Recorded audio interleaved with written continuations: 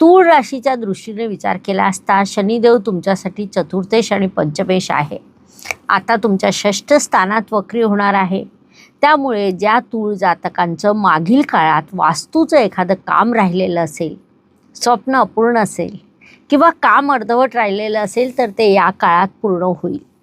वाहन घेण्याची तुमची इच्छा होती, परंतु तेव्हा ती पूर्ण होऊ शकली नाही, ती अचानकपणे पूर्ण होताना दिसून येईल.